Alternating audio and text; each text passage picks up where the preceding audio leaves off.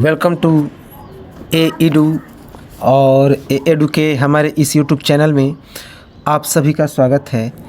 तो हम लोग गांधीवादी चरण के बारे में पढ़ रहे थे और गांधीवादी चरण के अंतर्गत हम लोगों ने गोलमेज सम्मेलन को देखा।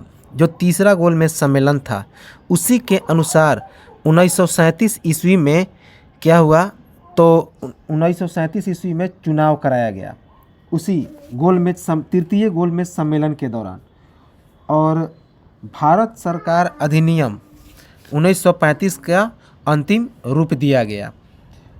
और एक बात और याद रखेंगे कि 7 अप्रैल 1934 ईस्वी को गांधी जी ने जो सबने अवज्ञा आंदोलन था, जो एक बार फिर से शुरुआत किया था, तो अंतिम रूप से पूरी तरह से वापस ले लिया था। तो पहले याद नोट कर लेंगे कि 7 अप्रैल 1934 ईस्वी 7 अप्रैल 1934 ईस्वी को महात्मा गांधी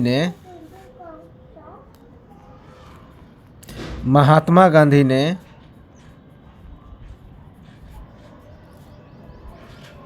अंतिम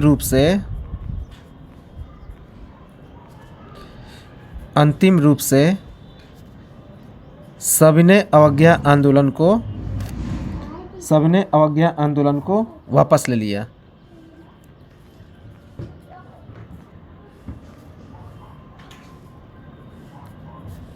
सविनय अवज्ञा आंदोलन को क्या कर लिया, तो वापस ले लिया।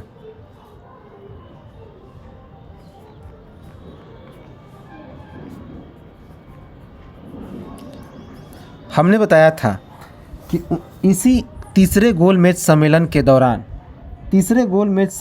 दौरान क्या हुआ था कि भारत सरकार अधिनियम 1935 का अंतिम रूप दिया गया था और उन प्रांतीय चुनाव कराने की भी घोषणा की गई। कब? 1937 ईस्वी में। याद रखेंगे, एक चीज़ और याद रखेंगे कि सविनय अवज्ञा आंदोलन के दौरान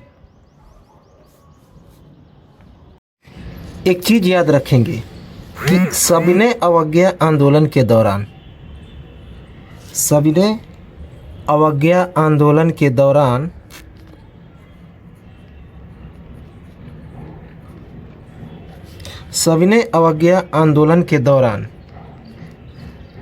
पठान सत्याग्रहियों पर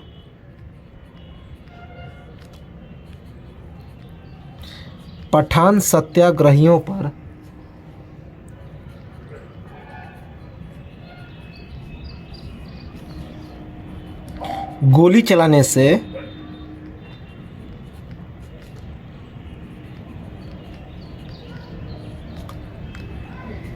गढ़वाल राइफल ने इनकार कर दिया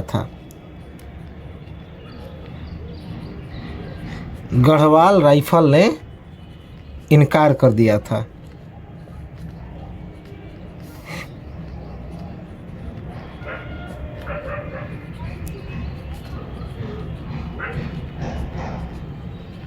कि सविनय अवज्ञा आंदोलन के दौरान जो पठान सत्याग्रही थे तो उन पर गोली चलाने से जो गढ़वाल राइफल थे उन्होंने साफ इनकार कर दिया था। याद रखेंगे। अब हम लोग देखते हैं कि 1937 में जो प्रांतीय चुनाव हुआ था, वह प्रांतीय चुनाव कैसे हुआ उसके बारे में देखें तो हम लोगों ने क्या देखा कि 1935 का अधिवेशन पारित हुआ। जब तृतीय गोलमेज सम्मेलन हुआ उसी दौरान 1935 के अधिनियम के ठोस योजना की स्वीकृति मिली। तो 1935 का भारत शासन अधिनियम का 1935 की घोषणा हो गई और इसी 1935 के भारत शासन अधिनियम के अनुसार 1937 में प्रांतीय चुनाव को संपन्न कराया गया। तो भारत शासन अधिनियम 1935 के अंतर्गत प्रांतीय चुनाव का आयोजन हुआ 1937 ईस्वी में। क्योंकि 1935 के भारत सरकार अधिनियम में सीमित प्रातिनिधिक शासन व्यवस्था का आश्वासन दिया गया था। तो 1935 का जो भारत सरकार अधिनियम था तो उसमें सीमित प्रातिनिधिक शासन व्यवस्था का आश्वासन दिया गया था अंग्रेजों के द्वारा। 1936 के लखनऊ अधिवेशन जिसकी अध्यक्षता किसने की थी? तो पंडित जवाहरलाल नेहरू ने की थी। तो इस अधिवेशन में कांग्रेस के सभी गुट चुनाव में हिस्सा लेने के लिए तैयार हो गए। तो 1936 का जो लखनऊ अधिवेशन हुआ था, तो जिसकी अध्यक्षता पंडित जवाहरलाल नेहरू ने की थी, तो इस अधिवेशन में कांग्रेस के सभी गुट चुनाव में हिस्सा लेने के लिए पूरी तरह से तैयार हो गए। फिर उसके एक साल के बाद 1937 ईस्वी में जो फैजपुर का अधिवेशन हुआ, जिसकी अध्यक्षता किसने की थी? तो 1937 की जो फैजपुर का अधिवेशन हुआ, तो यह जो फैजपुर का अधिवेशन हुआ था, सबसे पहले अधिवेशन हुआ था जो गांव में संपन्न हुआ था। हम लोग पढ़ भी चुके हैं कि फैजपुर क्या है, तो उत्तर प्रदेश में एक ज़िला है और उस समय यह गांव ही था। तो सबसे पहला अधिवेशन यदि कोई गांव में हुआ भारतीय राष्ट्रीय कांग्रेस का, तो 1937 का फैजपुर अधिवेशन। तो उसमें यह स्वीकार कर लिया गया कि चुनाव लड़ने के अलावा कांग्रेस के पास अब कोई दूसरा विकल्प नहीं बचा। तो 1937 के फैजपुर अधिवेशन में यह स्वीकार कर लिया गया कि कांग्रेस के पास अब चुनाव के अलावा कोई दूसरा उपाय बचा ही नहीं। तो याद रखेंगे कि कुल 11 प्रांतों में चुनाव हुआ। वेरी वेरी इंपॉर्टेंट है कि 1937 के अधिवेशन जो प्रांतीय चुनाव हुआ था, उसमें कुल कितने प्रांतों में चुनाव हुआ? तो कुल 11 प्रांतों में चुनाव हुआ, जिसमें 8 प्रांतों में कांग्रेस की सरकार बनी। तो काफ़ी इम्पोर्टेंट है, इसमें 8 प्रांतों में कांग्रेस की सरकार बनी, जबकि 3 प्रांतों में कांग्रेस की सरकार नहीं बनी। तो 8 प्रांतों में स्पष्ट रूप से कांग्रेस की सरकार बनी। 11 प्रांतों में चुनाव हुआ था, जिसमें 8 प्रांतों में कांग्रेस की सरकार बनी, लेकिन केवल 3 प्रांतों में ही कांग्रेस की सरकार नहीं बनी। अब कौन कौन सी, जैसे कि 8 प्रांतों की कांग्रेस सरकार में 5 में उन्हें पूर्ण बहुमत मिला था। तो 8 में जो कांग्रेस की सरकार बनी थी 8 प्रांतों में, उसमें से 5 प्रांतों में कांग्रेस को पूर्ण बहुमत प्राप्त हुआ था। याद रखेंगे, यह भी पूछा गया है कि कितने प्रांतों में कांग्रेस को पूर्ण बहुमत मिला। तो 5 प्रांतों में, जैसे मद्रास, संयुक्त प्रांत, मध्य प्रांत मध्य प्रदेश को उस समय कहा जाता था, संयुक्त प्रांत उत्तर प्रदेश के इलाकों को, और फिर बिहार और उड़ीसा में। तो 5 प्रांतों मध्य प्रांत, संयुक्त प्रांत, बिहार, उड़ीसा और मद्रास में कांग्रेस की सरकार को स्पष्ट बहुमत प्राप्त हुआ था। याद रखेंगे, इन सभी क्षेत्रों में पूर्ण बहुमत मिला। लेकिन 3 प्रांत, बम्बई, उत्तर पश्चिम सीमांत प्रांत अर्थात नॉर्थ वेस्ट फ्रंटियर पार्ट और असम में कांग्रेस सबसे बड़े दल के रूप में उभर कर सामने आया। बम्बई, उत्तर पश्चिम सीमांत प्रांत, north west frontier part NWFP और असम में कांग्रेस सबसे बड़े दल के रूप में सामने आया। बंगाल में मुस्लिम लीग और फजलुल हक के नेतृत्व में कृषक पार्टी की स्थापना हुई। काफ़ी इम्पोर्टेंट है कि कृषक पार्टी की स्थापना किस राज्य में हुई? तो बंगाल में। याद रखेंगे कि बंगाल में मुस्लिम लीग और फजलुल हक के नेतृत्व में कृषक पार्टी की स्थापना हुई। याद रखेंगे, इम्पोर्टेंट है। पंजाब में मुस्लिम लीग तथा सिकंदर हयात खान के नेतृत्व में यूनियनिस्ट पार्टी की स्थापना हुई। तो यह भी इम्पोर्टेंट है कि पंजाब में मुस्लिम लीग और सिकंदर हयात खान के नेतृत्व में यूनियनिस्ट पार्टी की स्थापना हुई। सिंध में अल्लाह बख्श के नेतृत्व में Sindh Muslim Political Party, Sindh United Party और सिंध आज़ाद पार्टी की स्थापना हुई। तो सिंध में अल्लाह बख्श के नेतृत्व में Sindh Muslim Political Party, Sindh United Party तथा सिंध आज़ाद पार्टी की स्थापना हुई। याद रखेंगे। अब देखिए, कांग्रेस शासित प्रदेशों की कार्यों की समीक्षा हेतु एक केंद्रीय नियंत्रण परिषद की स्थापना हुई, जिसे PPA संसदीय समिति के नाम से जाना जाता है।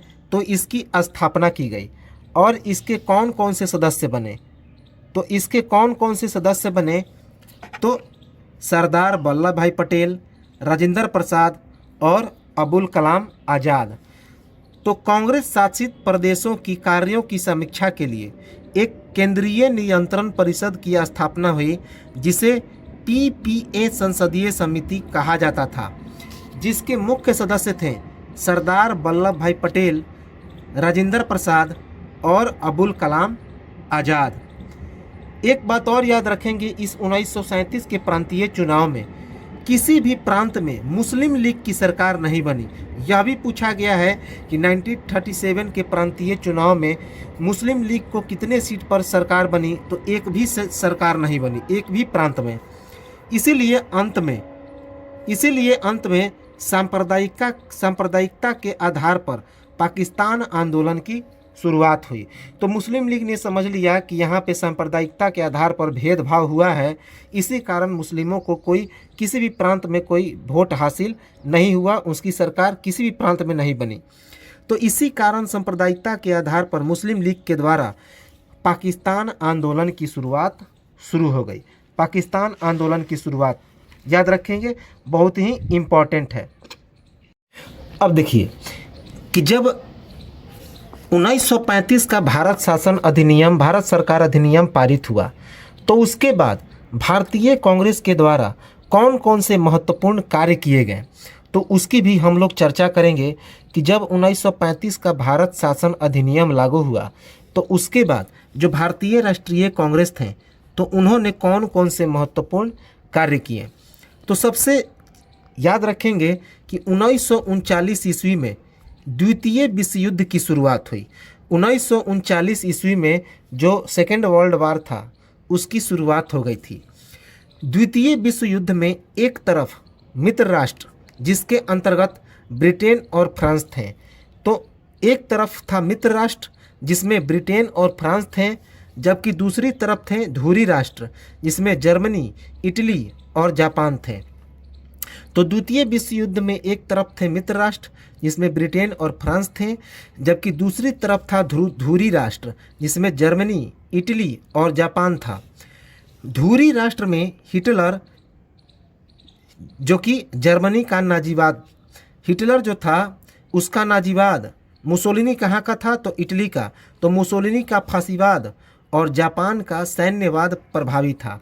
तो धुरी राष्ट्र में हिटलर का नाजीवाद, हिटलर कहाँ का था, तो जर्मनी का, जबकि मुसोलिनी का फांसीवाद, मुसोलिनी कहाँ का था, तो इटली का, और जापान का सैन्यवाद काफ़ी प्रभावी था। उस समय जापान के पास पूरी दुनिया की सबसे बड़ी सैन्य शक्ति थी, मजबूत सैन्य शक्ति थी, जबकि मित्र राष्ट्रों के पास साम्राज्यवादी नीतियाँ थीं। मित्र राष्ट्रों के पास कौन सी नीतियाँ थीं, तो साम्राज्यवादी नीतियाँ थीं। जब 1939 ईस्वी में बिना भारतीयों से बातचीत किए भारत को द्वितीय विश्व युद्ध में शामिल कर दिया गया एवं भारतीय सैनिकों को युद्ध में भेज दिया गया, तो कांग्रेस के तमाम प्रांतीय सरकारों ने अपना इस्तीफा दे दिया। अपना क्या कर दिया, तो इस्तीफा दे दिया, याद रखेंगे। एवं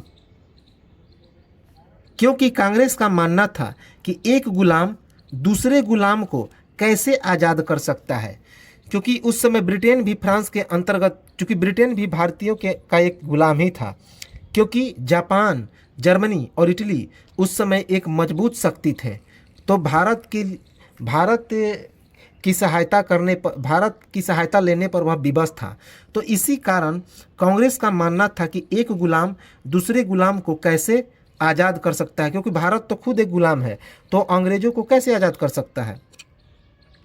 तो इसीलिए कांग्रेस के तमाम प्रांतीय सरकारों ने अपना इस्तीफा दे दिया, क्योंकि 1939 के द्वितीय विश्व युद्ध में बिना भारतीयों से बातचीत किए भारत को द्वितीय विश्व युद्ध में अंग्रेजों ने शामिल कर लिया और भारतीय सैनिकों को युद्ध में भेज दिया। कांग्रेस के इस्तीफे के फलस्वरूप 22 दिसंबर 1939 ईस्वी को मुस्लिम लीग ने मुक्ति दिवस मनाया। तो बहुत इम्पोर्टेंट है। तो जब कांग्रेसियों ने इस्तीफा दे दिया अपने प्रांतीय सरकार में, तो मुस्लिम लीग इससे काफ़ी खुश हो गया और 22 दिसंबर 1939 ईस्वी को मुस्लिम लीग ने मुक्ति दिवस मनाया। यह भी कई बार पूछा गया है। काफ़ी इम्पोर्टेंट फैक्ट है कि मुक्ति दिवस कब मना, 22 दिसंबर 1939 को। किसके द्वारा? तो मुस्लिम लीग के द्वारा। याद रखेंगे, मुस्लिम लीग के द्वारा। अब देखिए 3 मई 1939 ईस्वी को सुभाष चंद्र बोस ने एक फॉरवर्ड ब्लॉक की भी स्थापना की। तो 3 मई 1939 ईस्वी को सुभाष चंद्र बोस ने एक फॉरवर्ड ब्लॉक की स्थापना की। याद रखेंगे, फॉरवर्ड ब्लॉक। क्योंकि 1939 के कांग्रेस के त्रिपुरी अधिवेशन में सुभाष चंद्र बोस ने अध्यक्ष पद के चुनाव में पट्टाभी सीतारामैया को पराजित करके अध्यक्ष बने थे। याद रखेंगे। और इससे नाखुश होकर महात्मा गांधी ने इसे खुद को हार मानकर अपने पद से इस्तीफा दे दिया। और बाद में सुभाष चंद्र बोस ने भी गांधी जी के अध्यक्ष पद से इस्तीफा देने के बाद अब सुभाष चंद्र बोस ने भी अध्यक्ष पद से इस्तीफा दे दिया और कांग्रेस ने उन्हें 3 वर्षों के लिए सभी पदों से अयोग्य घोषित कर दिया। और इसी घटना को त्रिपुरी संकट कहा जाता है। तो जब 1939 का विश्व युद्ध चल रहा था तो 3 मई 1939 ईस्वी को सुभाष चंद्र बोस ने फॉरवर्ड ब्लॉक की स्थापना की 1939 के कांग्रेस के त्रिपुरी अधिवेशन में।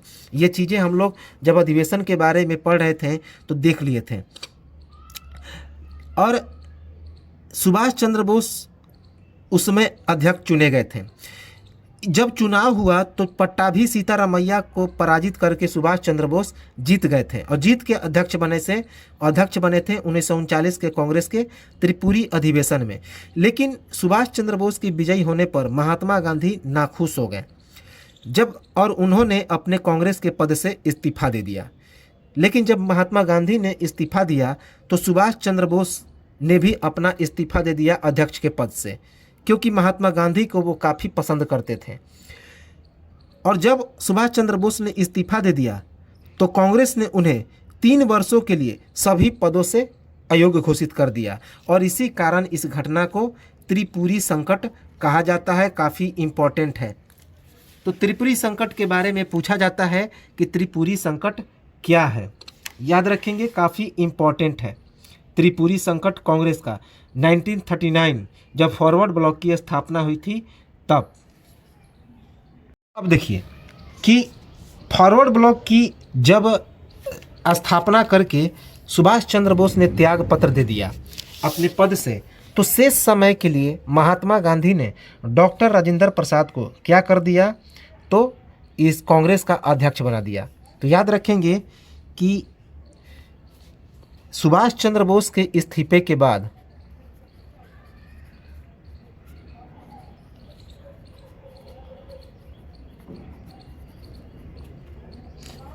अध्यक्ष पद के इस्तीफे के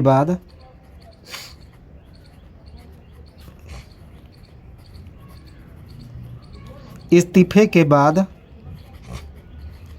महात्मा गांधी ने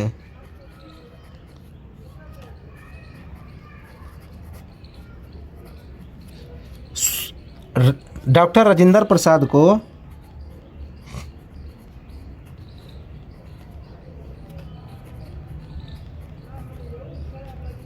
शेष समय के लिए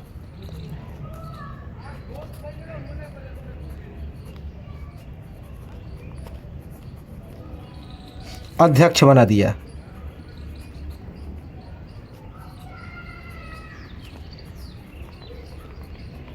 तो जब सुभाष चंद्र बोस ने अपने अध्यक्ष पद से इस्तीफा दे दिया तो उसके बाद महात्मा गांधी ने बाकी जो समय बचा था तो उसके लिए अध्यक्ष पद का जिम्मा किसके दे दिया, तो डॉक्टर राजेंद्र प्रसाद को।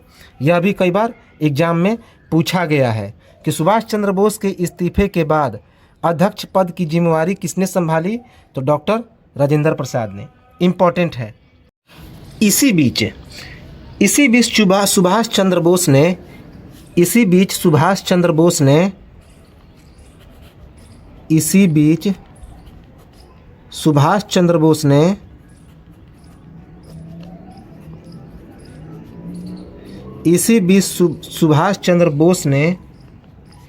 स्वतंत्रता संघर्ष की धार को तेज करने के लिए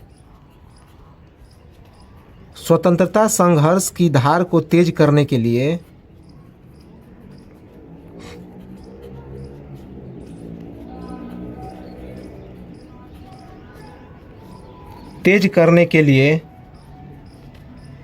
फ्री इंडियन लीजन, याद रखेंगे, Free Indian Legion,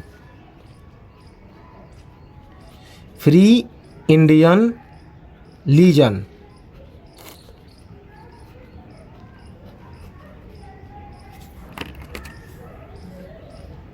Free Indian Legion नामक एक सेना का गठन कर दिया।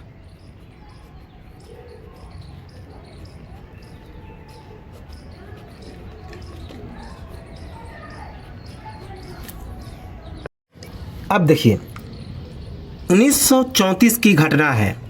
1934 ईस्वी में कांग्रेस ने भी एक दल की स्थापना की जिसे कांग्रेस समाजवादी पार्टी कहते हैं। तो कांग्रेस समाजवादी पार्टी की भी गठन हुई 1934 ईस्वी में। 1934 ईस्वी में कांग्रेस समाजवादी पार्टी की गठन हुई। कब गठन हुआ? 1934 ईस्वी में। तो कांग्रेस समाजवादी पार्टी का गठन कब हुआ? 1934 ईस्वी में। इसके कौन कौन से सदस्य थे? तो इसके सदस्य थे आचार्य नरेंद्र देव, जयप्रकाश नारायण, अच्युत पट्टवर्धन और मीनू मसानी। तो कांग्रेस समाजवादी पार्टी का गठन कब हुआ? 1934 ईस्वी में। और इसके मुख्य सदस्य कौन कौन से थे? तो इसके मुख्य सदस्य थे आचार्य नरेंद्र देव, जयप्रकाश नारायण, अच्युत पट्टवर्धन और मीनू मसानी। इस कांग्रेस समाजवादी पार्टी का गठन का क्या उद्देश्य था? तो कांग्रेस के भीतर बढ़ते समाजवादी विचारों का समर्थन करना। तो कांग्रेस के भीतर बढ़ते समाजवादी विचारों के समर्थन के लिए कांग्रेस समाजवादी पार्टी का गठन किया गया 1934 में, जिसके सदस्य थे आचार्य नरेंद्र देव, जयप्रकाश नारायण, अच्युत पट्टवर्धन और मीनू मसानी। अब देखिए देसी रियासतों के विरुद्ध भी आंदोलन शुरू हुआ। देसी रियासतों के विरुद्ध आंदोलन। देसी रियासतों के विरुद्ध आंदोलन कैसे शुरू हुआ? तो यह भी पूछा जाता है कि देसी रियासतों के विरुद्ध आंदोलन कब हुआ? तो यह भी हम लोग पढ़ लें, काफ़ी इम्पोर्टेंट है। उस समय भारत में देसी रियासतों की कुल संख्या कितनी थी? तो 562 थी। तो उस समय देसी रियासतों की कुल संख्या 562 थी, जिसमें सबसे बड़ी देसी रियासत कौन थी? तो हैदराबाद थी। सबसे बड़ी देसी रियासत कौन थी? तो हैदराबाद थी। और सबसे छोटी देसी रियासत कौन थी? तो बिलबारी थी। तो सब पूछा जाएगा कि जब भारत स्वतंत्रता से पहले देसी रियासतों की संख्या कितनी थी? तो कुल संख्या 562, जिसमें सबसे बड़ी देसी रियासत कौन थी? तो हैदराबाद। सबसे छोटी देसी रियासत कौन थी? तो बिलबारी। भारतीय राजाओं के अंतः परिषद केंद्र के गठन का सुझाव 1876 में लॉर्ड लीटन ने दिया था। तो भारतीय राजाओं के अंतः परिषद केंद्र के गठन का सुझाव 1876 ईस्वी में लॉर्ड लीटन ने दिया था। लॉर्ड लीटन ने क्या कहा था भारतीय राजाओं को? भारतीय राजाओं को कहा था कि आप लोग एक अंतः परिषद केंद्र की स्थापना कर लीजिए, ताकि भारत की एकता को वह बांटना चाहता था, जिससे राजाओं की शक्ति मजबूत हो जाती और भारतीयों की एकता वे बनने नहीं देते। इसी कारण 1876 में लॉर्ड लीटन ने भारतीय राजाओं के अंतः परिषद केंद्र के गठन का सुझाव दिया। 1927 ईस्वी में जॉन बटलर की अध्यक्षता में ब्रिटिश साम्राज्य और भारतीय रियासतों के मध्य सुझाव या जांच के लिए एक बटलर समिति का भी गठन हुआ। इम्पोर्टेंट है कि बटलर समिति का गठन कब हुआ? तो 1927 ईस्वी में, जिसकी अध्यक्षता किसने की? तो जॉन बटलर ने। क्यों किया गया इसका गठन? तो ब्रिटिश साम्राज्य और भारतीय रियासतों के मध्य सुझाव या जांच के लिए। बलवंत राय मेहता, मनीलाल कोठारी, CR अयंकर, इनके सहयोग से दिसंबर 1927 ईस्वी में अखिल भारतीय राष्ट्रीय जन आंदोलन आयोजित किया गया, जिसे कांग्रेस का समर्थन प्राप्त था। तो बलवंत राय मेहता, मनीलाल कोठारी, CR अयंकर, इन सभी के सहयोग से दिसंबर 1927 ईस्वी में अखिल भारतीय राष्ट्रीय जन आंदोलन को आयोजित किया गया, जिसे कांग्रेस का समर्थन प्राप्त था। ये सभी देशी रियासतों से संबंधित थे। लाहौर अधिवेशन 1929 ईस्वी में जवाहरलाल नेहरू ने स्पष्ट कर दिया था कि देशी रियासतें शेष भारत से अलग नहीं रह सकती तथा उनके भविष्य का निर्धारण भारतीय जनता ही करेगी। तो 1929 का जो लाहौर अधिवेशन हुआ था, जिसकी अध्यक्षता जवाहरलाल नेहरू ने की थी, तो इस अधिवेशन के दौरान जवाहरलाल नेहरू ने स्पष्ट कर दिया, क्या स्पष्ट कर दिया कि देशी रियासतें जो हैं शेष भारत से अलग नहीं रह सकती, क्योंकि उनके भविष्य का निर्माण कौन तय करेगी, तो भारतीय जनता करेगी, याद रखेंगे। और इसी के बाद 1939 ईस्वी में जवाहरलाल नेहरू को अखिल भारतीय जन सम्मेलन का अध्यक्ष भी बनाया गया। तो 1939 ईस्वी में जवाहरलाल नेहरू को अखिल भारतीय जन सम्मेलन का अध्यक्ष बनाया गया और इसी के बाद उन्हें त्रिपुरी, और इसी जन सम्मेलन के कारण 1939 में उन्हें अध्यक्ष पद का भी पद मिला कांग्रेस का, याद रखेंगे। और चुनाव में क्योंकि जीत गए थे, पॉपुलैरिटी हासिल कर चुके थे, क्योंकि उनके पास जो लोगों का समर्थन था काफ़ी प्राप्त हो गया था। इसी कारण तो उन्हें 1939 में अखिल भारतीय जन सम्मेलन का अध्यक्ष बनाया गया। अब देखिए, इसी बीच 1940 ईस्वी में पाकिस्तान आंदोलन हो गया। तो 1940 ईस्वी में पाकिस्तान आंदोलन शुरू हो गया। तो काफ़ी इम्पोर्टेंट है, यह पूछा जाता है पाकिस्तान आंदोलन के बारे में कि 23 मार्च 1940 ईस्वी को मोहम्मद अली जिन्ना की अध्यक्षता में मुस्लिम लीग का लाहौर अधिवेशन हुआ, जिसमें पृथक पाकिस्तान के मांग का प्रस्ताव पारित हुआ, जिसे सिकंदर हयात खान ने तैयार किया था। फजलुल हक ने इसे प्रस्तुत किया था और खली कुजनुमा ने इसमें समर्थन दिया था। तो 23 मार्च 1940 ईस्वी को मोहम्मद अली जिन्ना की अध्यक्षता में मुस्लिम लीग का लाहौर अधिवेशन संपन्न हुआ, जिसमें पाकिस्तान के मांग का क्या हुआ, तो प्रस्ताव पारित हुआ। अर्थात जो मोहम्मद अली जिन्ना थे, उन्होंने स्पष्ट रूप से पाकिस्तान की मांग रख दी। और इस प्रस्ताव को किसने तैयार किया था, तो सिकंदर हयात खान ने, जबकि फजलुल हक ने इसे प्रस्तुत किया था और खली कुजनुमा ने इसमें समर्थन दिया था, याद रखेंगे, समर्थन दिया था। पाकिस्तान नाम रखने का सबसे पहले विचार किसके पास आया था, तो 1930 ईस्वी में इकबाल के द्वारा किया गया था। तो पाकिस्तान नाम रखने का सबसे पहले विचार किसने दिया, तो इकबाल ने, याद रखेंगे। जबकि पाकिस्तान शब्द 1933 ईस्वी में एक मुस्लिम पाकिस्तान के एक छात्र चौधरी रहमत अली ने दिया, जिसे PA शब्द पंजाब से, KI शब्द कश्मीर से, S शब्द सिंध से तथा TAN शब्द बलूचिस्तान से अपनाया गया। तो याद रखेंगे कि पाकिस्तान शब्द जो है, पाकिस्तान देश का पाकिस्तान नाम रखने का सबसे पहले विचार किसके पास आया, तो सबसे पहला विचार 1930 ईस्वी में इकबाल के द्वारा दिया गया था कि हम लोग जो अलग देश बनाएंगे उसका नाम आप पाकिस्तान रखिए। और इस पाकिस्तान शब्द को कई देशों से मिलाकर रखा गया। तो इस पाकिस्तान शब्द का नाम किसने दिया, तो 1933 ईस्वी में चौधरी रहमत अली ने रख ही दिया था, याद रखेंगे। तो विचार दिया इकबाल ने, और जिसे प्रवर्तक कहा जाता है, लेकिन नाम किसने रखा, तो चौधरी रहमत अली ने। PA शब्द लिया पंजाब से, KI शब्द लिया कश्मीर से, S शब्द लिया सिंध से और TAN शब्द लिया बलूचिस्तान से, कि पाकिस्तान इतने सारे राज्यों से मिलकर बनेगा, याद रखेंगे। इकबाल ने पाकिस्तान को एक मुस्लिम राज्य बनाने का विचार रखा था, जो भारत के अधीन ही रहेगा।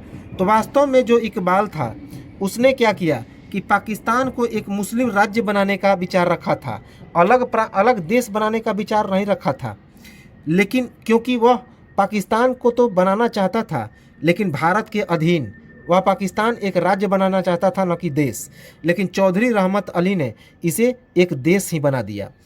तो इकबाल ने पाकिस्तान को एक मुस्लिम राज्य बनाने का विचार रखा था, जो भारत के अधीन ही रहेगा। अब देखिए, 1940 में ही मुस्लिम लीग के दिल्ली अधिवेशन, जिसकी अध्यक्षता किसने की थी, तो अल्लाह बख्श ने। तो खली कुजमान नामक मुस्लिम नेता ने पाकिस्तान नाम से मुस्लिमों के लिए एक अलग राष्ट्र सौंपने का क्या कर लिया, तो प्रस्ताव रख दिया। तो ये चीज़ें अभी हम लोगों ने देख भी लिया है, याद रखेंगे 1940 ईस्वी में।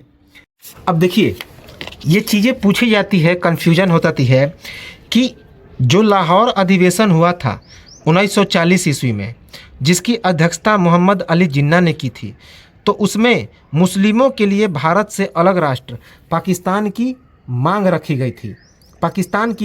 गई थी, लेकिन इस मांग का प्रस्ताव किस अधिवेशन में रखा गया, तो 1940 ईस्वी में ही मुस्लिम लीग के दिल्ली अधिवेशन में, जिसकी अध्यक्षता किसने की थी, तो अल्लाह बख्श ने की थी। किसने की थी? अल्लाह बख्श ने। तो इसे नोट कर लेंगे कि 1940 ईस्वी के 1940 ईस्वी में ही मुस्लिम लीग के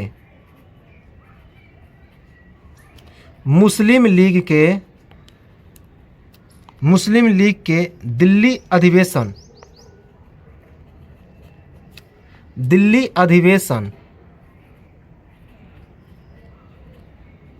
जिसकी अध्यक्षता किसने की थी, तो इसकी अध्यक्षता अल्लाह बख्श ने की थी। अल्लाह बख्श।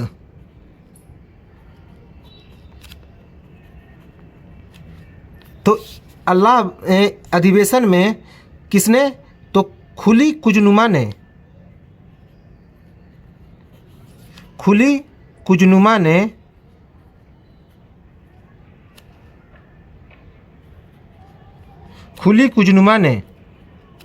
क्या किया, तो सौंपने का प्रस्ताव रखा। पाकिस्तान नाम से एक अलग मुस्लिम राष्ट्र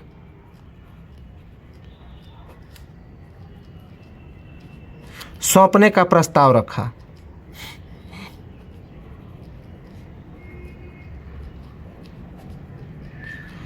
तो याद रखेंगे कि समर्थन दिया था उस अधिवेशन में मोहम्मद अली जिन्ना, जिसमें अध्यक्षता किए थे लाहौर अधिवेशन में। किसने, तो खुली कुजनुमा ने। और सिकंदर हयात खान ने इस प्रस्ताव को तैयार किया था। फजलुल हक ने इसे प्रस्तुत किया था। तो इसमें केवल मांग रखा गया। लेकिन 1940 ईस्वी में ही जब मुस्लिम लीग का दिल्ली अधिवेशन हुआ, जिसकी अध्यक्षता अल्लाह बख्श ने की थी, तो इसी में खुली कुजनुमा ने पाकिस्तान नामक एक अलग मुस्लिम राष्ट्र सौंपने का प्रस्ताव रख दिया था। याद रखेंगे, क्या रख दिया था, प्रस्ताव रख दिया था। इम्पॉर्टेंट है। अब इसी 1940 का एक घटना घटता है 13 मार्च 1940 ईस्वी को, तो इसे भी हम लोग देख लेते हैं। इसी बीच एक घटना घट गई 13 मार्च 1940 ईस्वी को। बहुत इम्पॉर्टेंट घटना है उधम सिंह के द्वारा, कि 13 मार्च 1940 ईस्वी, डेट याद रखेंगे, 13 मार्च 1940 ईस्वी को कौन सा घटना घटा, कि पंजाब के एक सरदार पंजाब के एक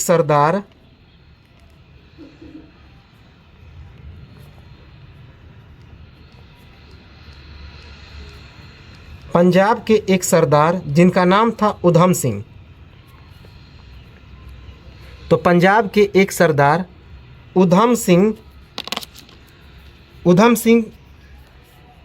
लंदन चले गए। उधम सिंह ने लंदन जाकर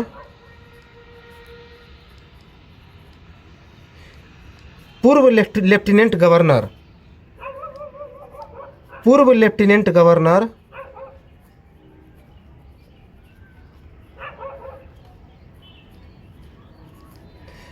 जनरल डायर की गोली मारकर हत्या कर दी और जालियांवाला बाग हत्याकांड का बदला ले लिया। याद रखेंगे, जनरल डायर की गोली मारकर हत्या कर दी।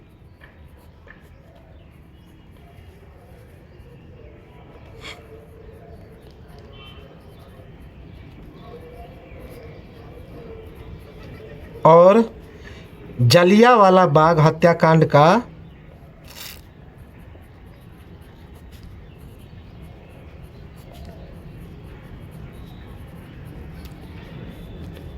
बदला ले लिया।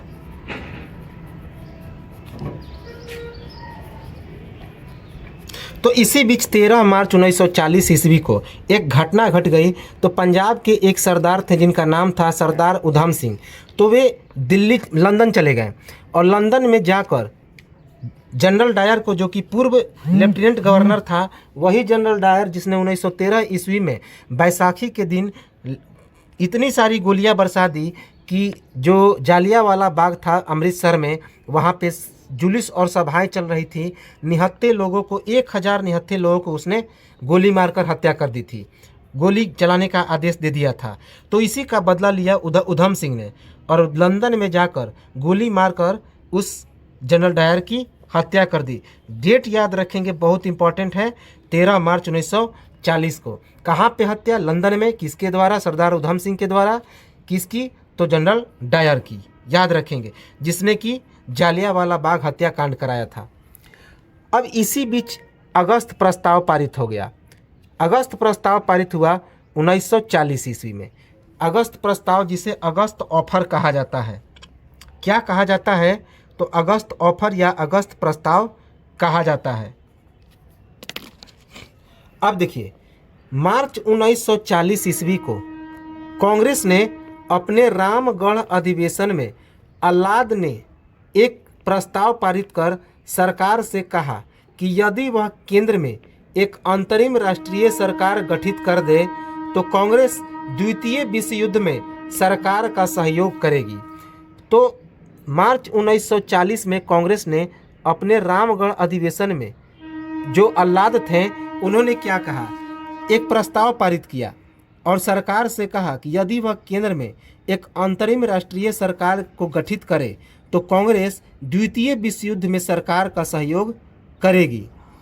भारतीयों का सहयोग प्राप्त करने के लिए उस समय के तत्कालीन वायसराय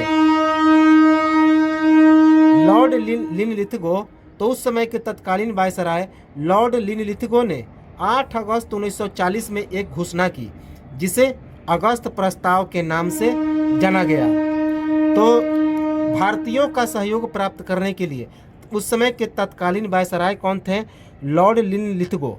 तो लॉर्ड लिनलिथगो ने 8 अगस्त 1940 ईस्वी को एक घोषणा की, जिसे अगस्त प्रस्ताव के नाम से भी या अगस्त ऑफर के नाम से भी जाना जाता है।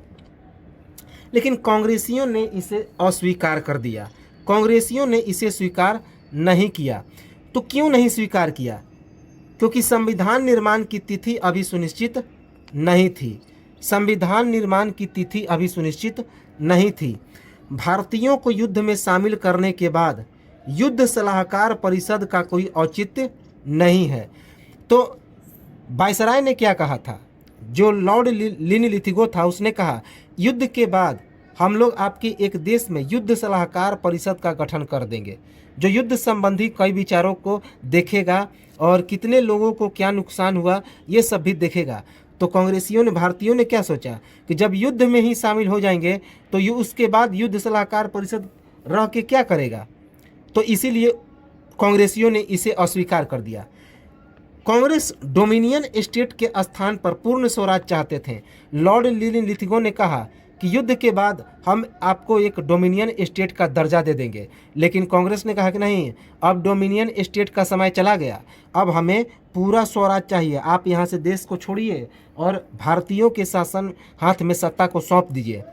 जवाहरलाल नेहरू ने डोमिनियन स्टेट के संदर्भ में कहा, यह दरवाजे में जड़ी जंग लगी कील की तरह है, काफ़ी इम्पॉर्टेंट है। तो जवाहरलाल नेहरू ने क्या कहा? जवाहरलाल नेहरू ने कहा कि यह दरवाजे में लगी जुड़ी जंग लगी एक कील की तरह है। किसको कहा? तो डोमिनियन स्टेट को, जवाहरलाल नेहरू ने।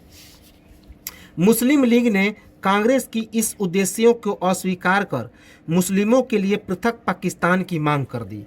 लेकिन मुस्लिम जो थे ये पृथक पाकिस्तान के मांग पर अड़े हुए थे, क्योंकि पाकिस्तान जो था इन्होंने पाकिस्तान का तो मांग रख ही दिया था कि हम लोग का ये पाकिस्तान रखा जाएगा। तो मुस्लिम लीग ने कांग्रेसियों की सारी चीज़ों को दरकिनार करके एक पृथक पाकिस्तान की मांग रख दी। इसी कारण एक व्यक्तिगत सत्याग्रह की शुरुआत हो गया। तो देखते हैं हम लोग व्यक्तिगत सत्याग्रह, जिसे हम लोग क्या कहते हैं? तो दिल्ली चलो आंदोलन भी कहते हैं। याद रखेंगे, दिल्ली चलो। 17 अक्टूबर 1940 ईस्वी को व्यक्तिगत सत्याग्रह, याद रखेंगे 17 अक्टूबर 1940 ईस्वी को इस व्यक्तिगत सत्याग्रह की शुरुआत हुई थी। डेट याद रखेंगे, व्यक्तिगत सत्याग्रह की शुरुआत कब हुई थी? 17 अक्टूबर 1940 ईस्वी को, याद रखेंगे। इसकी शुरुआत किसने की थी? इसकी शुरुआत महात्मा गांधी ने की थी। तो याद रखेंगे, इसकी शुरुआत किसने की थी? महात्मा गांधी ने।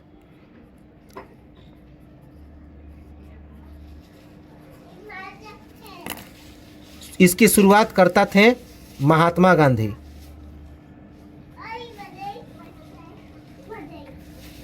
महात्मा गांधी ने दिल्ली व्यक्तिगत सत्याग्रह या दिल्ली चलो आंदोलन की शुरुआत की थी।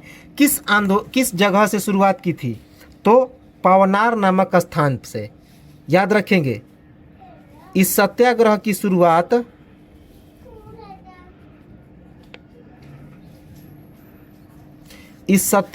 शुरुआत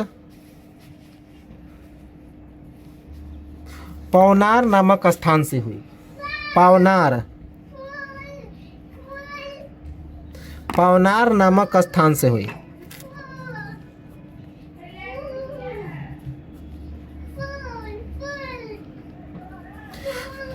तो व्यक्तिगत सत्याग्रह की शुरुआत किस स्थान से हुई?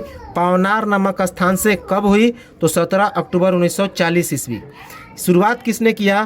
तो महात्मा गांधी ने। इस आंदोलन का, इस सत्याग्रह का अन्य नाम क्या था? तो दिल्ली चलो आंदोलन। इस व्यक्तिगत सत्याग्रह को दिल्ली चलो आंदोलन के नाम से भी जाना जाता है। याद रखेंगे, प्रथम सत्याग्रही कौन थे? तो विनोबा भावे। पूछा गया है कि व्यक्तिगत सत्याग्रह के प्रथम सत्याग्रही कौन थे? तो विनोबा भावे। दूसरे सत्याग्रही कौन थे? तो जवाहरलाल नेहरू। कई बार कंफ्यूज कर दिया जाता है एग्जाम में। तो याद रखेंगे कि व्यक्तिगत सत्याग्रह के जो प्रथम सत्याग्रही थे वे कौन थे? तो प्रथम सत्याग्रही थे विनोबा भावे, दूसरे सत्याग्रही थे जवाहरलाल नेहरू, और तीसरे सत्याग्रही कौन थे? तो सरदार वल्लभ भाई पटेल। याद रखेंगे, तो तीसरे सत्याग्रही के रूप में सरदार वल्लभ भाई पटेल और ब्रह्मदत्त भी थे। याद रखेंगे, और ब्रह्मदत्त, कहीं कहीं ब्रह्मदत्त बताया गया है तो कहीं कहीं सरदार वल्लभ भाई पटेल। जनरली याद रखेंगे वल्लभ भाई पटेल को ही। तो तीसरे सत्याग्रही सरदार वल्लभ भाई पटेल और ब्रह्मदत्त थे। इस व्यक्तिगत सत्याग्रह को शुरुआत करने का कारण क्या था? तो व्यक्तिगत सत्याग्रह को शुरुआत करने का कारण था कि महात्मा गांधी यह नहीं चाहते थे कि द्वितीय विश्व युद्ध में ब्रिटेन की स्थिति कमज़ोर पड़े। साथ ही वह फांसीवाद, नाजीवाद और सैन्यवाद को ब्रिटेन से भी अधिक खतरनाक मानते थे। तो महात्मा गांधी यह नहीं चाहते थे कि द्वितीय विश्व युद्ध में ब्रिटेन की स्थिति कमज़ोर पड़े, क्योंकि यदि ब्रिटेन की स्थिति कमज़ोर पड़ जाती तो भारत की भी स्थिति उस समय काफ़ी खराब हो जाती। और उस समय यदि फांसीवाद, जो इटली का फांसीवाद, जर्मनी का नाजीवाद और जापान का सैन्यवाद यदि जीत जाता तो यह ब्रिटेन से भी अधिक खतरनाक हो सकता था। तो इसी कारण महात्मा गांधी नहीं चाहते थे कि द्वितीय विश्व युद्ध में ब्रिटेन की स्थिति कमज़ोर पड़े। अगस्त प्रस्ताव से उत्पन्न असंतोष सरकार की अड़ियल रवैया तथा द्वितीय विश्व युद्ध के कारण उत्पन्न प्रतिकूल परिस्थितियां व्यक्तिगत सत्याग्रह के प्रमुख कारण थे। तो व्यक्तिगत सत्याग्रह का कारण था कि अगस्त प्रस्ताव से काफ़ी असंतोष उत्पन्न हो गया था। सरकार की अड़ियल रवैया, क्योंकि सरकार जो था वह पूर्ण स्वराज देने के पक्ष में कभी था ही नहीं, और द्वितीय विश्व युद्ध के कारण कई प्रतिकूल परिस्थितियां उत्पन्न हो गई थीं, तो जिसके कारण व्यक्तिगत सत्याग्रह करना उचित हो गया महात्मा गांधी के द्वारा। इम्पोर्टेंट है। इसी बीच 1942 ईस्वी में एक क्रिप्स मिशन भारत आया। याद रखेंगे, क्रिप्स मिशन जो है वह भारत आया। याद रखेंगे, इसे क्रिप्स प्रस्ताव भी कहा जाता है। क्रिप्स मिशन या क्रिप्स प्रस्ताव। तो क्रिप्स मिशन और क्रिप्स प्रस्ताव के बारे में हम लोग देखें, काफ़ी इम्पोर्टेंट है। क्रिप्स मिशन या क्रिप्स प्रस्ताव यह भारत कब आया था? तो 22 मार्च 1942 ईस्वी को। 22 मार्च 1942 ईस्वी को क्रिप्स मिशन भारत आया था। याद रखेंगे, इसके नेतृत्वकर्ता कौन थे? तो सर स्टैनफोर्ड क्रिप्स, जिन्हें मजदूरों का नेता कहा जाता था। तो सर स्टैनफोर्ड क्रिप्स इस क्रिप्स मिशन के नेतृत्वकर्ता थे, जिन्हें मजदूरों का नेता कहा जाता था। इन्हें आने का कारण क्या था? ये भारत में क्यों आए? तो यह जो क्रिप्स मिशन था यह भारत में क्यों आया? तो द्वितीय विश्व युद्ध में भारतीयों का सक्रिय सहयोग प्राप्त करने के लिए तत्कालीन ब्रिटिश प्रधानमंत्री चर्चिल ने स्टैनफोर्ड क्रिप्स को भारत भेजा था। तो द्वितीय विश्व युद्ध में भारतीयों का सक्रिय सहयोग प्राप्त करने के लिए उस समय के तत्कालीन ब्रिटिश प्रधानमंत्री चर्चिल ने स्टैनफोर्ड क्रिप्स को भारत भेजा था कि आप जाइए और भारतीयों को द्वितीय विश्व युद्ध में सक्रिय सहयोग प्राप्त करने के लिए प्रेरित कीजिए। याद रखेंगे, उस समय ब्रिटिश प्रधानमंत्री कौन था? चर्चिल था। मित्र राष्ट्रों ब्रिटेन, अमेरिका और फ्रांस का बढ़ता दबाव कि ब्रिटेन भारत का सहयोग प्राप्त करे। एक तरफ ब्रिटेन, अमेरिका और फ्रांस यह दबाव दे रहा था ब्रिटेन को कि जाए भारतीयों का आप सहयोग प्राप्त कीजिए, नहीं तो हम लोग पराजित हो जाएंगे, क्योंकि भारत आपके अंडर में है, आपकी मदद कर सकता है, जिस तरह से प्रथम विश्व युद्ध में मदद किया था। तो अमेरिका, फ्रांस और ब्रिटेन, ये तीनों ब्रिटेन पर लगातार दबाव दे रहे थे। ये मित्र राष्ट्र थे, तो ये ब्रिटेन पर लगातार दबाव दे रहे थे कि आप भारतीयों का सहयोग प्राप्त कीजिए। दक्षिण पूर्व एशिया में ब्रिटेन की करारी हार एवं भारत पर जापान के आक्रमण का भय। तो एक तरफ ब्रिटेन को लग रहा था कि दक्षिण पूर्व एशिया में एक तरफ तो ब्रिटेन की करारी हार हो चुकी थी, और साथ ही साथ भारत पर भी जापान का आक्रमण का भय हो चुका था ब्रिटेन को। तो इसी कारण क्रिप्स मिशन को भेजा गया। परिपक्व होता हुआ भारतीय राष्ट्रीय आंदोलन, और सबसे बड़ा कारण था कि इस समय भारतीय राष्ट्रीय आंदोलन काफ़ी मजबूती की ओर अग्रसर हो रहा था। तो 3 कारण से यह क्रिप्स मिशन भारत आया था। चर्चिल ने, ब्रिटिश प्रधानमंत्री चर्चिल ने स्टैनफोर्ड क्रिप्स के नेतृत्व में, सर स्टैनफोर्ड क्रिप्स के नेतृत्व में, जिन्हें मजदूरों का नेता कहा जाता है, तो वह 22 मार्च 1942 ईस्वी को भारत आया। तो इसका कारण था कि मित्र राष्ट्रों ब्रिटेन, अमेरिका और फ्रांस के द्वारा ब्रिटेन पर बढ़ता दबाव कि आप भारत का सहयोग प्राप्त करें। साथ ही साथ दक्षिण पूर्व एशिया में ब्रिटेन की करारी पराजय हो चुकी थी, और भारत पर जापान के आक्रमण का भी भय था। भारत में ब्रिटिश सरकार के प्रति लगातार बढ़ता दबाव और परिपक्व होता हुआ भारतीय राष्ट्रीय आंदोलन। याद रखेंगे, भारत में ब्रिटिश सरकार के प्रति लगातार बढ़ता दबाव, तो ब्रिटिश सरकार के प्रति भारत में लगातार दबाव बढ़ता जा रहा था। तो इन सभी कारणों से क्रिप्स मिशन भारत में आया। यही सब देखने के लिए, इन्हीं सभी मुद्दों पर अपनी सहमति करने के लिए याद रखेंगे। मूल उद्देश्य था द्वितीय विश्व युद्ध में भारत का सहयोग ही प्राप्त करना और राष्ट्रीय आंदोलन जो था उसको कमजोर करना। अब इसका प्रमुख प्रावधान क्या था? तो इस क्रिप्स मिशन का प्रमुख प्रावधान क्या था उसे हम लोग देखें तो प्रमुख प्रावधान था डोमिनियन राज्य के दर्जे के साथ भारतीय संघ की स्थापना एवं इस संघ को राष्ट्रमंडल के साथ अपने संबंधों के निर्धारण में स्वतंत्रता होगी। तो पहला प्रावधान था कि डोमिनियन राज्य के दर्जे के साथ भारतीय संघ की स्थापना एवं इस संघ को राष्ट्रमंडल के साथ अपने संबंधों के निर्धारण में स्वतंत्रता होगी। द्वितीय विश्व युद्ध के बाद एक नए संविधान के निर्माण के लिए संविधान सभा का भी एक गठन किया जाएगा। तो द्वितीय विश्व युद्ध के बाद नए संविधान के निर्माण हेतु संविधान सभा का गठन किया जाएगा, जिसके कुछ सदस्य प्रांतीय विधान मंडलों से निर्वाचित होंगे, जबकि कुछ सदस्य देशी रियासतों से मनोनीत होंगे। कि द्वितीय विश्व युद्ध के बाद नए संविधान के निर्माण के लिए संविधान सभा का गठन किया जाएगा, जिसके कुछ सदस्य प्रांतीय विधान मंडलों से निर्वाचित होंगे, जबकि कुछ सदस्य देशी रियासतों से मनोनीत होंगे। ब्रिटिश सरकार इस संविधान को निम्नलिखित शर्तों के साथ स्वीकार करेगी। तो भारत के प्रमुख प्रावधान तो दे दिए गए, लेकिन अंग्रेजों ने कहा कि ठीक है हम लोग स्वीकारेंगे, लेकिन निम्नलिखित शर्तों के साथ। क्या क्या शर्तें निर्धारित की गई उसे भी हम लोग देखें कि ब्रिटिश प्रांतों में जो इस संविधान को स्वीकार न करना चाहे उसे स्वतंत्रता होगी कि वह अपने पुरानी स्थिति में बना रहे एवं फिर जब चाहे इसमें शामिल हो जाए। तो ब्रिटिश प्रांतों में जो इस संविधान को स्वीकार न करना चाहे उसे स्वतंत्रता होगी। अंग्रेजों ने कहा कि ठीक है, जो संविधान सभा का गठन किया जाएगा, तो यदि जो लोग चाहते हैं कि इस संविधान को स्वीकारें तो स्वीकार करेंगे, अगर नहीं स्वीकारेंगे तो अपनी पुरानी स्थिति में ही बने रह सकते हैं, या फिर चाहे तो वह कभी भी आकर इस संविधान सभा में शामिल हो सकते हैं। पृथक होने वाले प्रांतों में अपना संविधान बनाने का अधिकार होगा। तो पृथक होने वाले प्रांतों में अपना अलग संविधान बनाने का अधिकार प्राप्त होगा। इस संविधान में धार्मिक अल्पसंख्यकों के हितों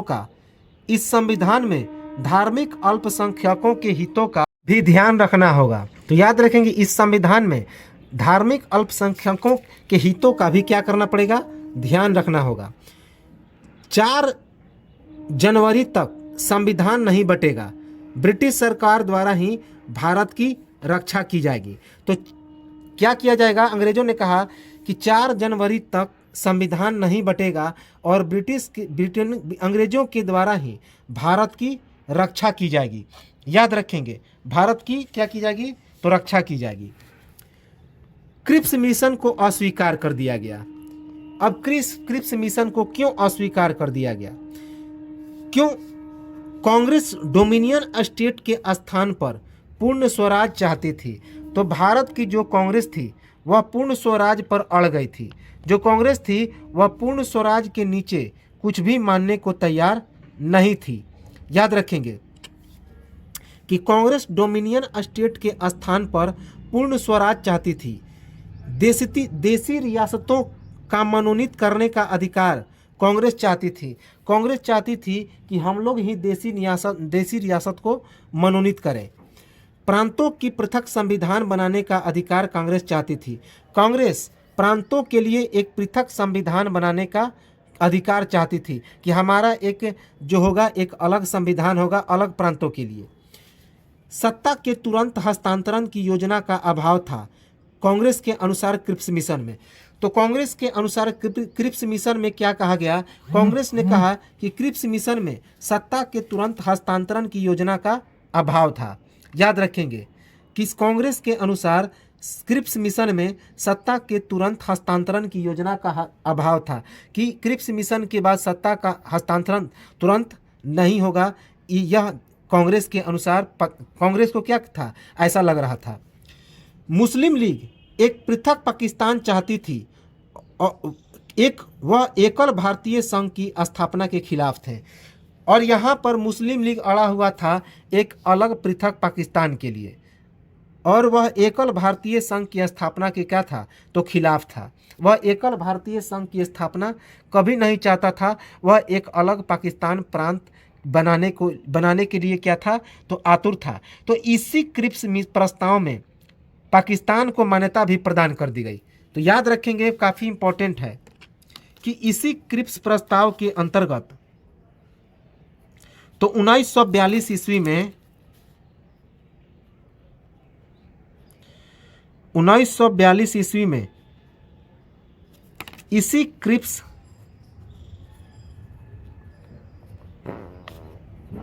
प्रस्ताव के अंतर्गत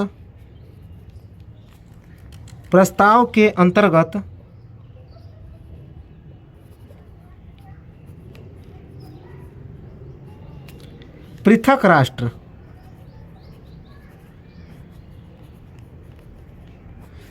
कौन सा राष्ट्र बना? पाकिस्तान।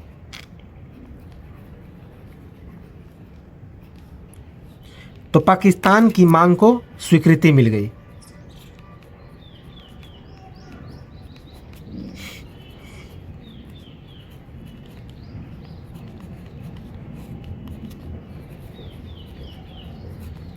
तो 1942 ईस्वी में जो क्रिप्स मिशन अपना प्रस्ताव दिया था, तो उसी प्रस्ताव के अंतर्गत पृथक राष्ट्र अर्थात पाकिस्तान की मांग को मान्यता मिल गई।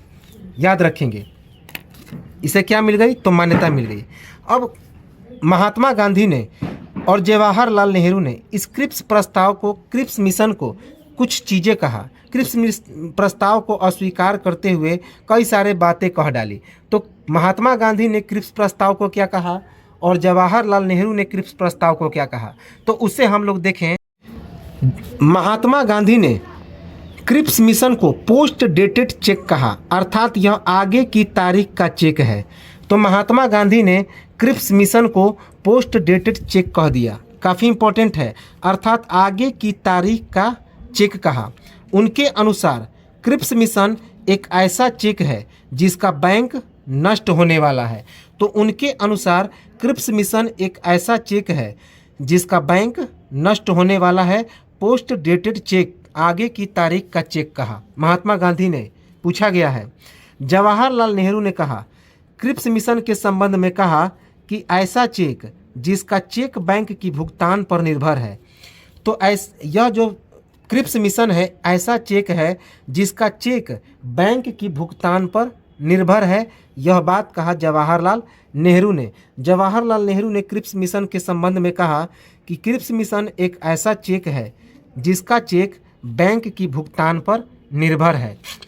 तो जब क्रिप्स मिशन आ गया, क्रिप्स मिशन के तहत भी कोई बात नहीं बना, तो अब महात्मा गांधी ने एक नया आंदोलन शुरू कर दिया जिसका नाम है क्विट इंडिया मूवमेंट, भारत छोड़ो आंदोलन 1942 ईस्वी। और यह महात्मा गांधी का सबसे अंतिम आंदोलन था और यह तीसरा अखिल भारतीय जन आंदोलन रहा।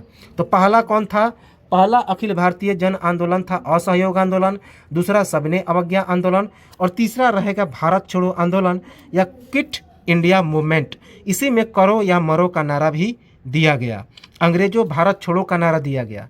तो यह महात्मा गांधी का सबसे अंतिम, इसमें महात्मा गांधी ने कोई नेतृत्व, किसी भी नेतृत्वकर्ता को समाप्त कर दिया और सभी के हाथों में दे दिया कि सभी लोग अपने स्तर से आंदोलन करें। तो चलिए हम लोग देखते हैं क्विट इंडिया मूवमेंट को। तो देखिए, अप्रैल 1942 ईस्वी में गांधी जी ने हरिजन नामक एक पत्रिका का प्रकाशन किया था और इस गांधी जी ने प्रथम बार अंग्रेजों भारत छोड़ो के शीर्षक से एक लेख लिखा था। याद रखेंगे, तो नोट कर लेंगे कि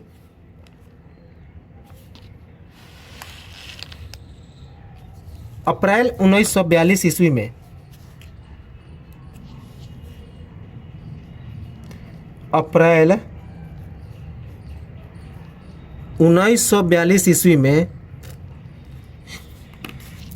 महात्मा गांधी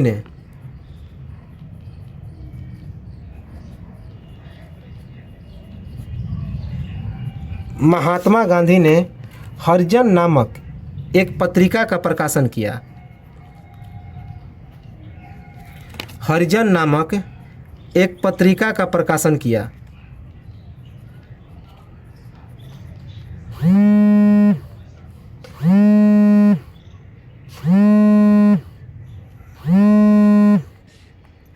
तो अप्रैल 1942 ईस्वी में महात्मा गांधी ने हरिजन नामक एक पत्रिका का प्रकाशन किया।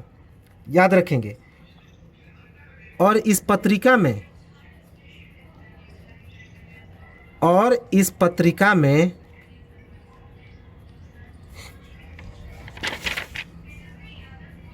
और इस पत्रिका में अंग्रेजों भारत छोड़ो शीर्षक से एक लेख लिखा था। याद रखेंगे, अंग्रेजों भारत छोड़ो शीर्षक से एक लेख लिखा था।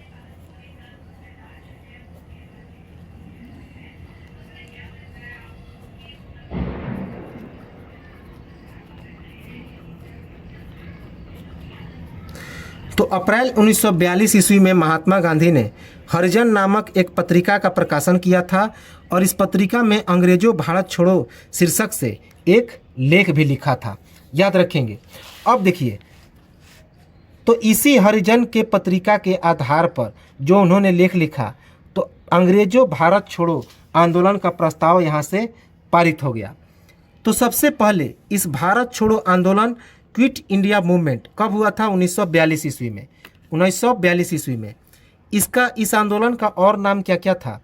तो इस आंदोलन का और नाम था अगस्त प्रस्ताव, वर्धा प्रस्ताव, नेतृत्व विहीन आंदोलन, अगस्त क्रांति। तो इस भारत छोड़ो आंदोलन का और नाम था अगस्त प्रस्ताव, वर्धा प्रस्ताव, नेतृत्व विहीन आंदोलन और अगस्त क्रांति। इसकी शुरुआत कहाँ से हुई? तो इसकी शुरुआत 8 अगस्त 1942 ईस्वी को महात्मा ग्वालियर टैंक मुंबई से हुई। तो 8 अगस्त 1942 ईस्वी को मुंबई के ग्वालियर टैंक से हुई। याद रखेंगे, मुंबई के ग्वालियर टैंक से। इस आंदोलन की क्या खासियत रही कि महात्मा गांधी के नेतृत्व में चलाया गया यह तीसरा अखिल भारतीय जन आंदोलन था। तो महात्मा गांधी के नेतृत्व में चलाया गया यह तीसरा अखिल भारतीय जन आंदोलन था। जुलाई 1942 ईस्वी में कांग्रेस कार्य समिति की बैठक कहाँ पे आयोजित हुई? तो वर्धा, महाराष्ट्र में। एवं इसके तहत वर्धा में ही कांग्रेस कार्यकारिणी समिति ने भारत छोड़ो आंदोलन का प्रस्ताव रखा, पर यहाँ पर महात्मा गांधी को सकारात्मक प्रतिक्रिया नहीं मिली। और सकारात्मक प्रतिक्रिया नहीं मिलने पर उन्होंने कहा, मैं देश की मुट्ठी भर बालू से ही कांग्रेस से भी बड़ा आंदोलन खड़ा कर दूंगा। और इसी प्रतिक्रिया के बाद महात्मा गांधी को भारत छोड़ो आंदोलन की स्वीकृति भी प्राप्त हो गई। याद रखेंगे कि प्रस्ताव बम्बई अधिवेशन में भी स्वीकार किया गया था। तो जुलाई 1942 ईस्वी में कांग्रेस कार्य समिति की बैठक कहाँ पे हुई थी? तो महाराष्ट्र के वर्धा में हुई थी।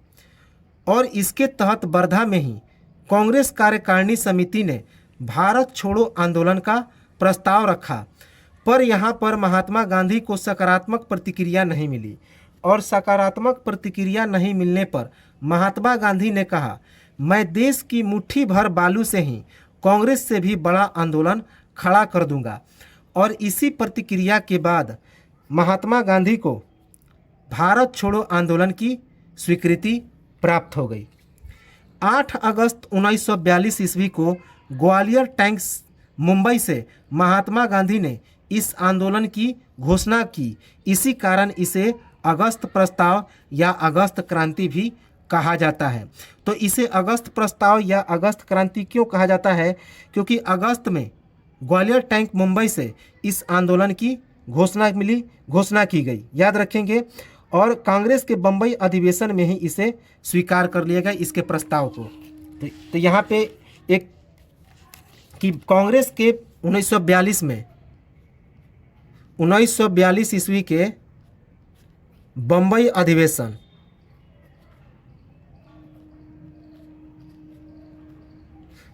अधिवेशन में क्या हुआ? तो अगस्त प्रस्ताव या फिर भारत छोड़ो आंदोलन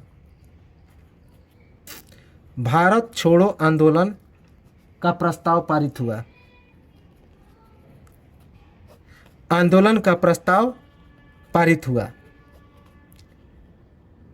लेकिन मूल रूप से कहाँ पे पारित हुआ? तो ग्वालियर टैंक मुंबई में।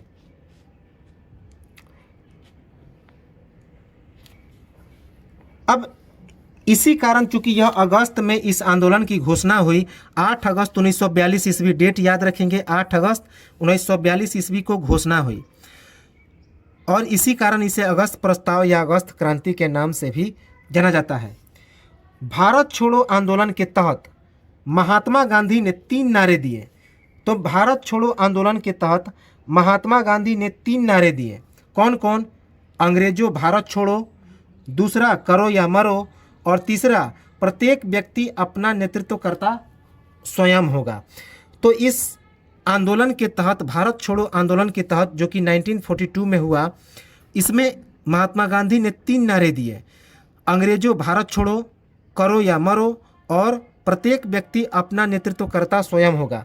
इस आंदोलन में महात्मा गांधी ने स्पष्ट कर दिया, इसमें कोई विशेष नेतृत्वकर्ता या मैं आपका नेतृत्वकर्ता नहीं रहूँगा, आप खुद अपने इस आंदोलन के नेतृत्वकर्ता हैं। अब आपके पास या तो करने के लिए या मरने के लिए ही चारा है, दूसरा कोई चारा नहीं है। या तो अंग्रेजों को भगाइए, नहीं तो आप मर जाइए। 9 अगस्त 1942 ईस्वी को 9 अगस्त 1942 ईस्वी को तो 9 अगस्त 1942 ईस्वी को रात के 12 बजे अर्थात 000 ऑपरेशन 0 आवर के तहत सभी कांग्रेसी नेताओं को जेल में डाल दिया गया। तो काफ़ी इम्पोर्टेंट है। अगस्त प्रस्ताव की घोषणा कब हुई, पारित कब हुआ? 8 अगस्त को। लेकिन 9 अगस्त के रात को ऑपरेशन 0 आवर के तहत रात 12 बजे, याद रखेंगे कई बार पूछा गया है कि 9 अगस्त 1942 को रात 12 बजे ऑपरेशन 0 आवर के तहत सभी कांग्रेसी नेताओं को जेल में डाल दिया गया। महात्मा गांधी और सरोजनी नायडू को आगा पैलेस में, पुणे के आगा खां पैलेस में कैद कर लिया गया। याद रखेंगे कि सरोजनी नायडू और महात्मा गांधी को कहाँ कैद कर लिया गया? तो पुणे के आगा खां पैलेस में, याद रखेंगे। जबकि जवाहरलाल नेहरू को यरबदा जेल में, याद रखेंगे, जवाहरलाल नेहरू को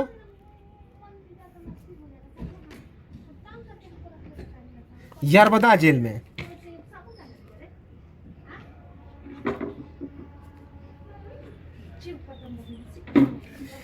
यरबदा जेल में कैद किया गया। याद रखेंगे, जवाहरलाल नेहरू को यरबदा जेल और गांधी जी और सरोजनी नायडू को पुणे के आगा खां पैलेस में कैद कर लिया गया। उसके बाद शेष कांग्रेसी नेताओं को महाराष्ट्र के अहमदनगर जेल में डाल दिया गया। तो शेष कांग्रेसी नेताओं को महाराष्ट्र के अहमदनगर जेल में डाल दिया गया। राजेंद्र प्रसाद को पटना में नज़रबंद कर दिया गया। राजेंद्र प्रसाद को कहाँ पे नज़रबंद किया गया? तो पटना में। जयप्रकाश नारायण को बिहार के हजारीबाग जेल में डाल दिया गया, पर वे तुरंत ही रिहा हो गए और रिहा होने के बाद उन्होंने एक आज़ाद दस्ता का भी गठन कर दिया। तो जयप्रकाश नारायण को बिहार के हजारीबाग जिले में डाल दिया गया और वहाँ पे उन्हें कैद कर दिया गया, लेकिन वे तुरंत रिहा हो गए और उन्होंने एक आज़ाद दस्ता का भी गठन कर दिया। जयप्रकाश नारायण, राम मनोहर लोहिया, अच्युत पटवर्धन, अरुणा आसफ अली और उमा मेहता, ये सभी गिरफ्तारी से बच गए। तो जयप्रकाश नारायण, राम मनोहर लोहिया, अच्युत पटवर्धन, अरुणा आसफ अली और उमा मेहता गिरफ्तारी से बच गए। याद रखेंगे, उमा मेहता ने रेडियो कांग्रेस की स्थापना की और जब ये उमा मेहता गिरफ्तारी से बच गए तो उन्होंने एक रेडियो कांग्रेस की स्थापना की तथा इस रेडियो कांग्रेस का सेशन बम्बई और नासिक में स्थापित किए गए।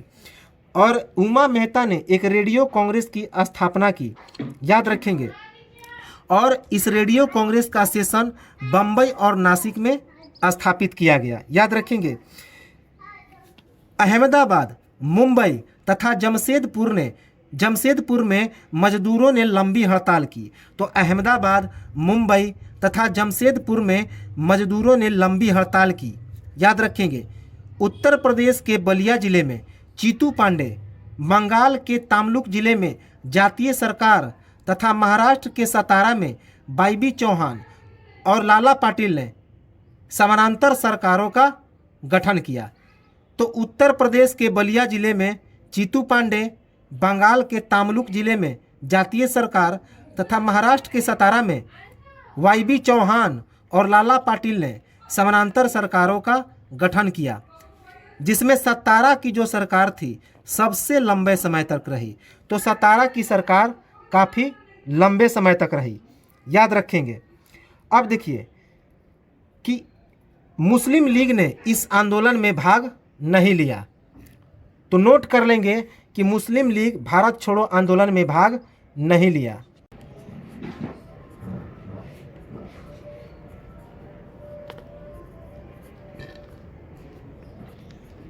ने भारत छोड़ो आंदोलन में हिस्सेदारी नहीं लिया। मुस्लिम लीग ने भारत छोड़ो आंदोलन में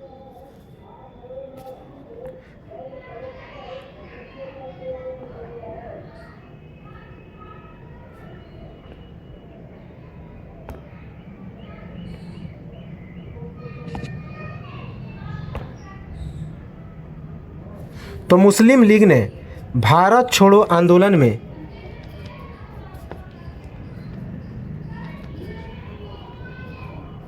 भाग नहीं लिया।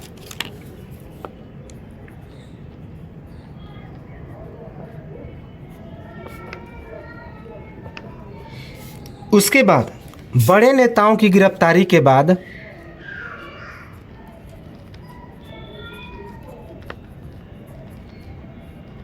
बड़े नेताओं की गिरफ्तारी के बाद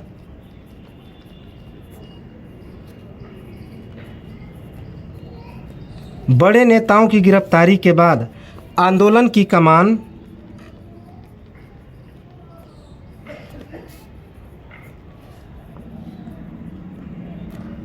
युवा पंक्ति के नेताओं ने संभाल ली।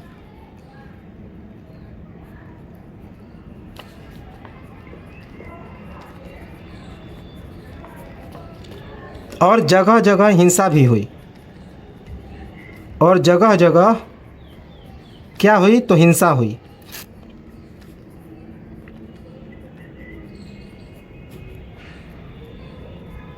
साथ ही सरकारी दमन तेज हो गया। साथ ही सरकार का जो दमनकारी नीति था वह क्या हो गया, तो तेज हो गया। सरकारी दमन तेज हो गया।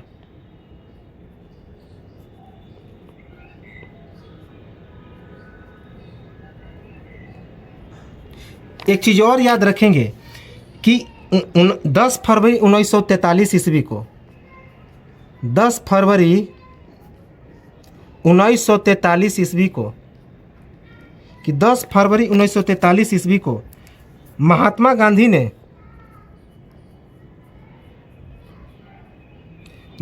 गांधी ने आगा खां पैलेस में ही आगा खां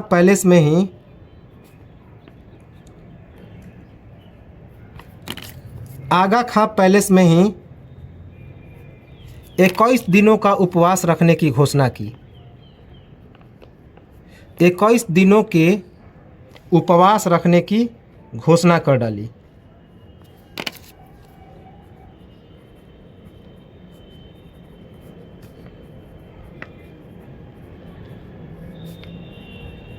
तो 10 फरवरी 1943 ईस्वी को महात्मा गांधी चूँकि आगा खां पैलेस में उन्हें कैद किया गया था, तो आगा खां पैलेस में ही उन्होंने 21 दिन के उपवास की क्या कर दी, तो उपवास रखने की घोषणा कर दी, याद रखेंगे। लेकिन 9 मई 1944 ईस्वी को गांधी जी को मुक्त कर दिया गया। 9 मई 1944 ईस्वी को क्या किया दिया, गांधी जी को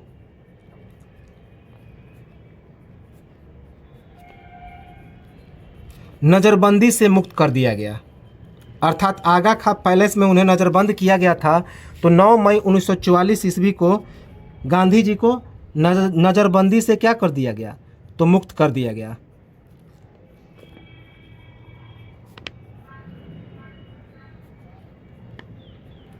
मुक्त कर दिया गया, याद रखेंगे। अब कुछ और फैक्ट है भारत छोड़ो आंदोलन के संबंध में जो हम लोग देखते हैं। तो भारत छोड़ो आंदोलन के समय महात्मा गांधी के व्यक्तिगत सचिव महादेव देसाई की मृत्यु हो गई तथा महात्मा गांधी की पत्नी कस्तूरबा गांधी बीमार हो गई। तो इसी भारत छोड़ो आंदोलन के समय महात्मा गांधी के एक व्यक्तिगत सचिव थे, उनका क्या नाम था, तो महादेव देसाई। तो महादेव देसाई की मृत्यु हो गई और महात्मा गांधी की पत्नी कस्तूरबा गांधी भी बीमार हो गई, याद रखेंगे। महात्मा गांधी की रिहाई को लेकर MS अनी, NR सरकार तथा HP मोदी ने वायसराय की कार्यकारिणी परिषद से इस्तीफा दे दिया। तो इसी इस्तीफे के बाद 9 मई 1944 ईस्वी को महात्मा गांधी को कैद से रिहा कर दिया गया, नज़रबंदी से रिहा कर दिया गया। तो महात्मा गांधी की रिहाई को लेकर MS अनी, NR सरकार और HP मोदी इन्होंने वायसराय की कार्यकारिणी परिषद से इस्तीफा दे दिया। भारत छोड़ो आंदोलन महात्मा गांधी का एकमात्र आंदोलन था जिसमें उन्होंने इसे वापस नहीं लिया। तो वेरी वेरी इम्पोर्टेंट, अभी तक जितने सारे आंदोलन किए थे, जन आंदोलन, उन लगभग सभी को शुरुआत करके गांधी जी ने वापस ले लिया था, लेकिन भारत छोड़ो आंदोलन एक ऐसा आंदोलन था जिसमें महात्मा गांधी ने इसे वापस नहीं लिया। यह चलता रहा और महात्मा गांधी की रिहाई होने के बाद भी यह अलग अलग जगहों पर चलता रहा। क्यों नहीं लिया? क्योंकि इसमें महात्मा गांधी ने नेतृत्व नहीं किया। इसमें अलग अलग जगह पर अलग अलग युवा अलग अलग प्रांतों में अपने स्तर से इस आंदोलन को नेतृत्व कर रहे थे। तो इसी कारण भारत छोड़ो आंदोलन महात्मा गांधी का एकमात्र आंदोलन था जिसमें उन्होंने इसे वापस नहीं लिया। मुस्लिम लीग, कम्युनिस्ट पार्टी ऑफ इंडिया अर्थात भारतीय कम्युनिस्ट पार्टी CPI, भीमराव अंबेडकर तथा यूनियनिटेरियन पार्टी पंजाब, इन सभी ने भारत छोड़ो आंदोलन में भाग नहीं लिया। तो मुस्लिम लीग, कम्युनिस्ट पार्टी ऑफ इंडिया अर्थात CPI भारतीय कम्युनिस्ट पार्टी, भीमराव अंबेडकर और यूनिटेरियन पार्टी या यूनियनिस्ट पार्टी जो कि कहाँ का था, तो पंजाब का था, इन सभी ने भारत छोड़ो आंदोलन में भाग नहीं लिया। तो इस प्रकार यह भारत छोड़ो आंदोलन हुआ समाप्त और महात्मा गांधी का सफ़र यहीं से होता है समाप्त। अब इसके बाद बहुत सारे फैक्ट को हम लोग देखेंगे और चर्चा करेंगे सुभाष चंद्र बोस, चंद्रशेखर आज़ाद और कुछ जो हमारे क्रांतिकारी थे, देश के लिए लड़े थे, उनके बारे में चर्चा देखेंगे और कुछ इम्पोर्टेंट फैक्ट को देखेंगे, कैबिनेट मिशन को देखेंगे और यह जो कहानी है भारत स्वतंत्रता संग्राम तक वह समाप्त हो जाएगा और चलेंगे हम लोग वायसराय, गवर्नर और गवर्नर जनरल की ओर। तो सेशन कैसा लगा कमेंट करें और बार बार रिपीट करके इसे सुनते रहें, देखते रहें। बहुत आसान है चीज़ें, इससे ज़्यादा कुछ कहीं आएगा नहीं। तो चलिए मिलते हैं हम लोग अगले वीडियो में, तब तक नमस्कार, जय हिंद।